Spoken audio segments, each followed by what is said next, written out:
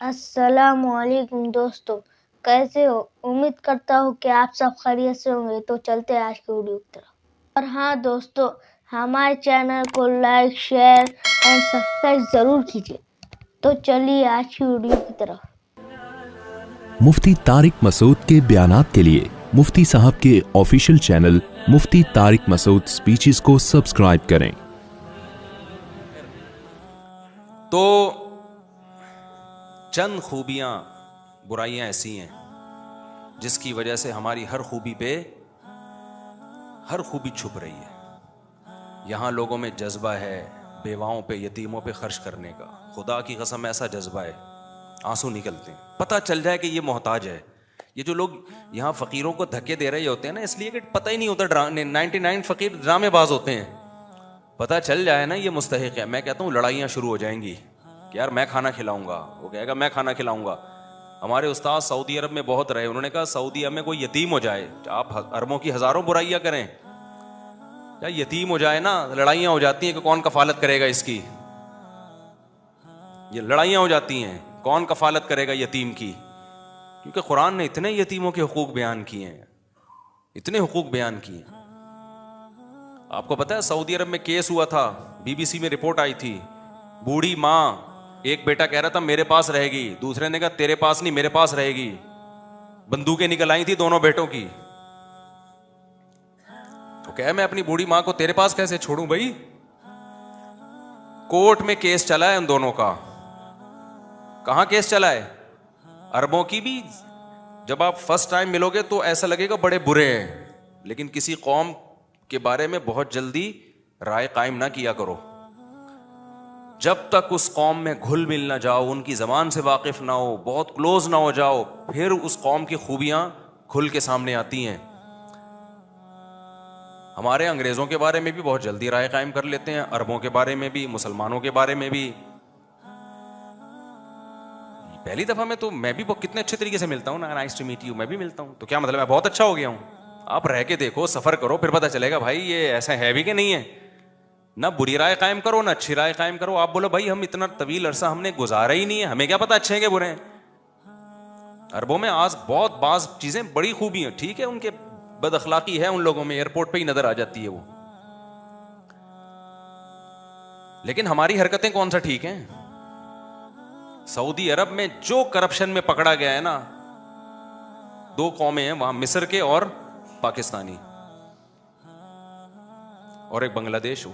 مصر میں بھی الحمدللہ اللہ کا فضل ہے، اللہ نے بڑا نوازا ان لوگوں کا، تو سارے مصری نہیں ہونی، بہت سارے لوگ، تو ایک امیج بہت برا بن گیا ہے ہمارا وہاں پہ۔ پھر بھی میں کہتا ہوں وہ جو بد اخلاقی سے پیش آتے ہیں ایئرپورٹوں پہ اور انگریزوں کو بڑی عزت دیتے ہیں، ہمیں نہیں دے رہے ہوتے، یہ بہت غلط ہے، لیکن یہ غلط ہے تو اس کا مطلب نہیں کہ سب کچھ ہی کیا ہے غلط ہے۔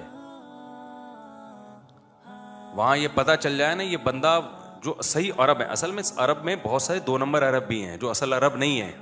ہر آدمی جب سعودی عرب میں معاشی ترقی ہوئی نا تو ہر آدمی نے جا کے وہاں رہنے کی کوشش کی ہے۔ خیر ابھی میرا یہ ٹاپک نہیں ہے کہ عرب اچھے ہیں برے ہیں، یہ اس پہ ایک نئی جنگ چھڑ جائے گی۔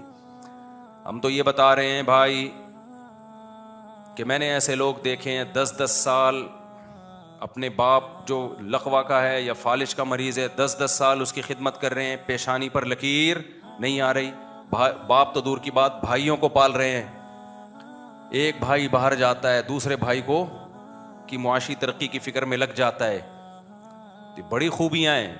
قربانی پہ کتنا خرچ ہوتا ہے، کتنا گوشت غریبوں کو کھلایا جاتا ہے۔ اس غربت اور مہنگائی میں بھی کہیں کوئی حادثہ آ جائے، کہیں سیلاب آ جائے، کیسے لوگ تعاون کر رہے ہوتے ہیں، بڑھ چڑھ کے بہت زیادہ کرتے ہیں، لیکن وہی بات ہے چند خامیاں ایسی ہیں جس سے ساری خوبیوں پہ پردہ پڑ رہا ہے۔ وہی آدمی جو 1 کروڑ کا چیک یتیموں کے لیے نکال کے دے رہا ہوگا نا آپ کو، آپ اس سے 1 کروڑ نہیں 5 لاکھ کا لین دین کر لو، آپ کے پیسے پی جائے گا وہ۔ یتیم کو دے دے گا 1 کروڑ، جس کو 5 لاکھ دینے ہیں نا جو فرض ہیں، اس کو 5 لاکھ نہیں دے گا۔ میں نے ایسے سخی لوگ دیکھے ہیں، ٹرسٹوں میں دے رہے ہیں، ادھر دے رہے ہیں ادھر دے رہے ہیں، کروڑوں روپے، اور جو جن کے پیسے لے کے بھاگے ہوئے ہیں وہ راتوں کو اٹھ کے بد دعائیں کر رہے ہیں، میرے 50,000 تو دے دے میرے بھائی، خدا اس کے نہیں دیں گے، کیونکہ سوسائٹی میں یہ کلچر ہی نہیں ہے کسی سے پیسے لے کے دینے کا. کرایہ دار جو ہے مالک مکان کو ٹائم پہ کرایہ دیتا ہے؟ خود سے کبھی نہیں دے گا. مالک مکان 20 دفعہ یاد دلائے گا, 20 دفعہ یاد دلائے گا, ورنہ دے گا ہی نہیں. تو مسلمان کا جو بڑا مسئلہ ہے نا, خیال نہ کرنا ایک دوسرے کا, اس کی رعایت نہ کرنا, ایسا طریقہ اختیار کرنا اپنی عقیدت تو پوری ہو جائے, سامنے والے کی ایسی کی تیسی ہو جائے.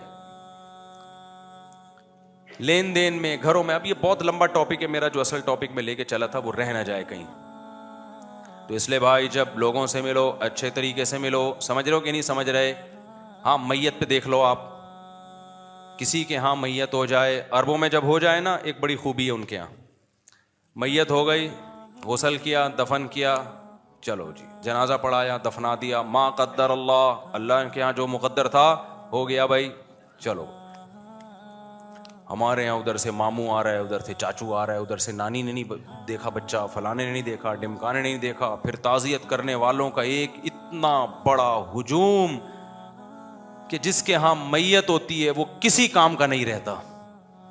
میرے جب والد صاحب کا انتقال ہوا ہے, ہمارے والد صاحب بہت مشہور تھے ہمارے علاقے میں, بہت مشہور شخصیت تھے, جو جانتے ہیں ہمیں بچپن سے ان کو پتہ ہے, فیمس ترین شخصیت تھے, کیونکہ دین کی خدمت انہوں نے بہت کی, تبلیغ جماعت کے امیر تھے. میرے والد صاحب کی رات 10 یا 11 بجے ڈیتھ ہوئی ہوگی, میں مدرسے میں تھا. ڈیتھ بھی اچانک ہوئی نا, مسجد میں عشاء کی پڑھنے کے لیے آئے, صف میں بیٹھے ہوئے تھے, ہارٹ اٹیک ہوا, وہیں گر گئے. میں مدرسے میں تھا, ہمیں اطلاع نہیں تھی, لوگ اٹھا کے ہاسپٹل لے کر گئے ہیں, تو پتہ چلا ہارٹ اٹیک ہوا ہے. تو اسی ہارٹ اٹیک کے دوران ان کی ڈیتھ ہو گئی. میرے پاس جب اطلاع پہنچی تو ڈیتھ ہو چکی تھی, لیکن بتانے والوں نے ہمیں ڈیتھ کا نہیں بتایا کہ ایک دم, کیونکہ ہم تو مل کے بالکل فٹ فاٹ تھے. تو بتانے والوں نے یہ بتایا کہ آپ کے والد صاحب کی طبیعت بہت خراب ہے, آپ چھٹی لے کے ہاسپٹل چلے جائیں. لیکن جب راستے میں پتہ چلا کہ جی ان کی ڈیتھ ہو چکی ہے, کتنی قیامت گزری ہمارے اوپر. رات 9 یا 10 بجے ان کی ڈیتھ ہوئی ہے, اور الحمدللہ فجر کے بعد ہم ان کو دفنا چکے تھے. اور یہ تاخیر بھی اس لیے ہوئی کہ قبر کھدنے میں تاخیر ہوئی ہے. اگر قبر اس سے پہلے تیار ہو جاتی تو فجر سے پہلے دفنا دیتے ہم ان کو. سمجھتے ہو کہ نہیں سمجھتے ہو؟ نہیں سمجھ رہے میرا خیال ہے.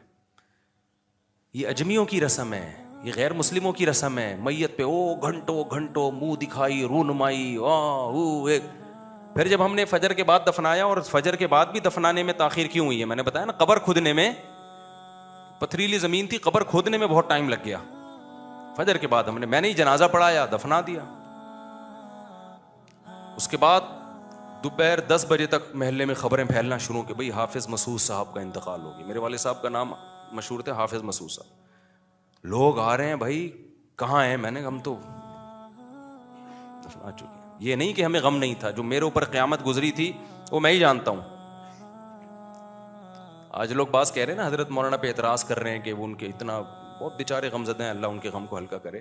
بعض دفعہ انسان کو محبت ہوتی ہے بھائی, وہ طبی چیز ہے نا, یہ تو اپنے محبوب چھن جاتا ہے, انسان کو دکھ ہوتا ہے, غم ہوتا ہے, یہ نیچرل ہے, اس میں کوئی وہ نہیں ہے. تو میرے اوپر ایسی قیامت گزری تھی کہ ہم تو ایک دم سے ہو گیا نا, تصور ہی نہیں تھا. لیکن ہم فجر کے بعد دفنا چکے تھے.